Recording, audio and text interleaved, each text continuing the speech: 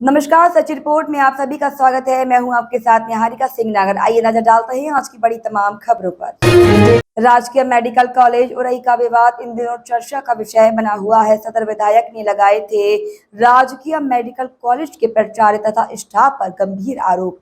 लखनऊ में उच्च अधिकारियों और जिम्मेदारों से शिकायत की थी। वहीं डीजीएमई के एडिशनल डायरेक्टर के नेतृत्व में आई टीम ने किया था निरीक्षण और विधायक के आरोपों को सिरे से खारिज किया था।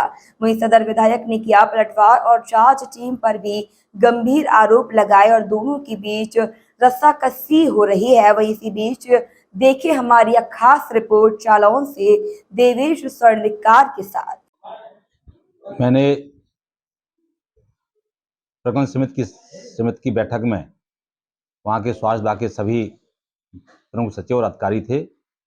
वहाँ मैंने अपने राजकीय मेडिकल कॉलेज उरई की जो जन समस्याएं थीं उन समस्याओं को बिंदुवार वहाँ रखा था और ये कहा था कि मेरी राजकीय मेडिकल कॉलेज विगत 10 वर्षों से करोड़ों रुपए की लागत से बनकर खड़ा है। वहाँ जनता को सुविधाएं जो मिलना चाहिए वो अभी मिल नहीं पा रही हैं। मैंने कहा उनसे कि वहाँ जो कंपोनेंट राजकीय महाविद्यालय है उसमें 70% डॉक्टर एससी वर्ग के आते हैं। वहाँ उन छात्रों को पढ़ाने के लिए जो प्रोफेसर नियुक्त हैं वो वहाँ सप्ताह में 1 दिन से ज़्यादा रहते नहीं हैं और बाहर अपनी प्रैक्टिस करते हैं। उनको सुनिश्चित करके उनको छात्रों को पढ़ाने के लिए उन प्रोफेसरों को वहाँ रोकें।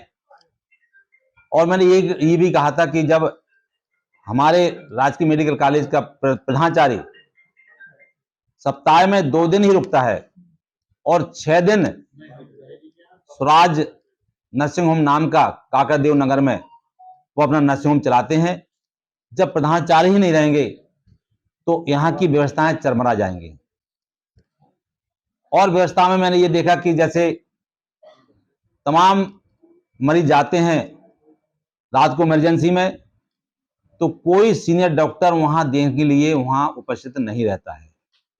या तो जूनियर डॉक्टर या वार्ड बॉय या संविदा पे लगे कर्मचारी वहां मौजूद रहते हैं, जिससे कि आए दिन इमरजेंसी में रात में डॉक्टरों और मरीजों के साथ मारपीट होती रहती है। मुझे लगता है कि वो मानसिक संतुलन खो चुके थे।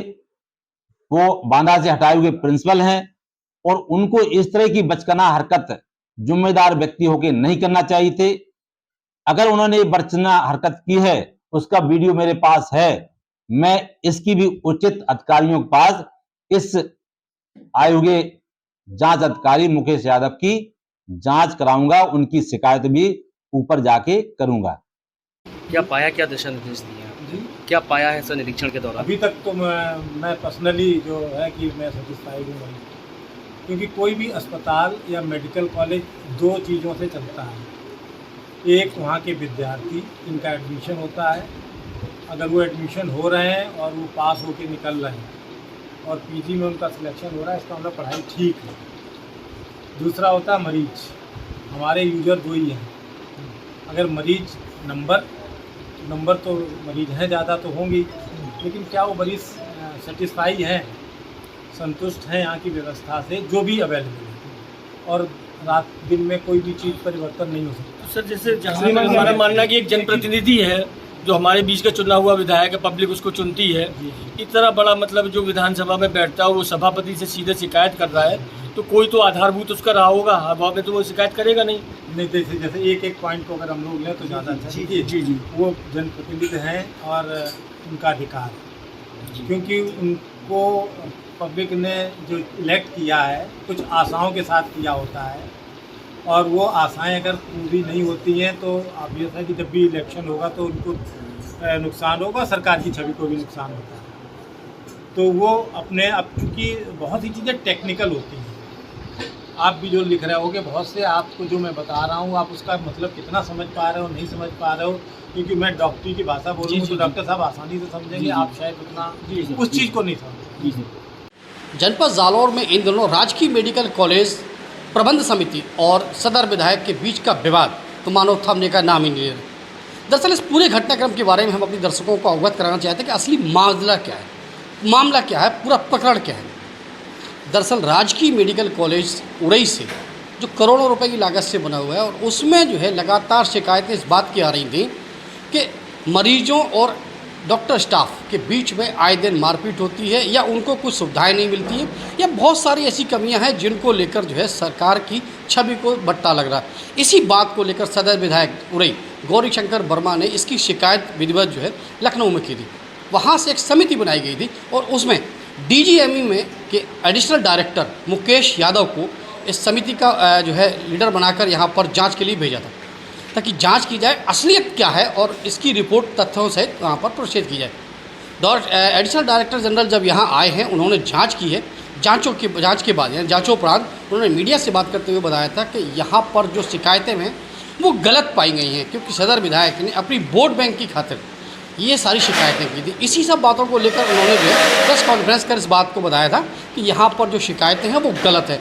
विधायक के आरोप, पहले तो आप विधायक के आरोप सुन लीजिए, विधायक ने आरोप क्या लगाए थे। विधायक का कहना ये था कि यहाँ पर जो मरीज़ हैं उनको और जो प्रशिक्षु चिकित्सक हैं उनको वो सारी व्यवस्थाएं उपलब्ध नहीं हैं जो सरकार द्वारा इनको दी जाती हैं।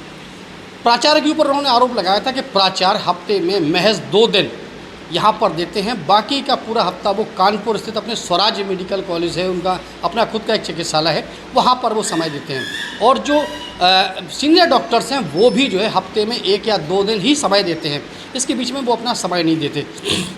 नतीजा ये निकलता है कि इमरजेंसी केसेस में या कुछ और बातों में प्रशिक्षु जो चिकित्सक यहाँ पर मौजूद हैं उनमें और मरीजों के तीमारदारों में अक्सर लड़ाई होती है और सही से उनकी व्यवस्थाएं नहीं मिल पाती। ये आरोप थे सदर विधायक गौरी शंकर वर्मा के। इस पर जो DGME के जो एडिशनल डायरेक्टर आए थे मुकेश यादव, उन्होंने कहा कि इन पर जब सवाल पूछा गया तो उनका कहना ये था कि ये सारे आरोप निराधार मिले हैं, इस पर एक भी जो है सत्यता नहीं पाई गई है। यानी उन्होंने विधायक द्वारा लगाए गए सारे आरोपों को सिरे से खारिज कर दिया, और उन्होंने यहाँ तक कह दिया कि वोट बैंक की राजनीति के तहत ये इस पूरा का पूरा जो है उनको बदनाम करने का प्रयास है। इस पूरे घटनाक्रम के बारे में हमने फिर विधायक से बात की, तो विधायक का कहना ये था कि मुकेश यादव, उन्होंने खुद जो DGME के जो असिस्टेंट डायरेक्टर थे यानी जो टीम के मेन लीडर थे, उन पर आरोप लगाए कि वो जब बांदा में थे तो उनको उनकी गलत आचरण के चलते उनको वहाँ से हटाया गया था। यानी कि खुद उन्होंने उनकी काबिलियत पर सवालात खड़े किए। साथ ही उन्होंने एक चीज़ और कही है कि इसकी शिकायत वो फिर से जाके सदन में जो है अपने जो माननीय सदन नेता हैं उनसे करेंगे, और इसके जो स्वास्थ्य महकमे के जो आला अधिकारी हैं, जो आला मुखिया हैं, उनसे करेंगे। साथ ही डिप्टी CM ब्रजेश पाठक से भी उन्होंने इस पूरे घटनाक्रम को अवगत कराने की बात कही है। अब देखना बड़ा दिलचस्प होगा कि सदर विधायक और मेडिकल प्रबंध तंत्र के बीच की जो लड़ाई है, इसमें आम जनता को क्या मिलने वाला है या क्या उसके हाथ से जाने वाला है। क्योंकि पिछले कुछ दिनों से जिस तरीके से ये प्रकरण सामने आ रहे हैं, उससे लगातार जो है कुछ ना कुछ व्यवस्थाएं तो सुधरी हैं, क्योंकि लगातार 2-3 तस्वीरें हमारे पास भी ऐसी आई हैं जहां पर कुछ ना कुछ व्यवस्थाएं लोगों को मिलती नज़र आ रही हैं, लेकिन जो मूलभूत सुविधाएं हैं क्या अभी भी वो लोगों को मिल रही हैं? ये बड़ा सवाल है। सवाल बड़ा है, जवाब आने अभी बाकी है। देवेश कुमार स्वर्णकार की रिपोर्ट।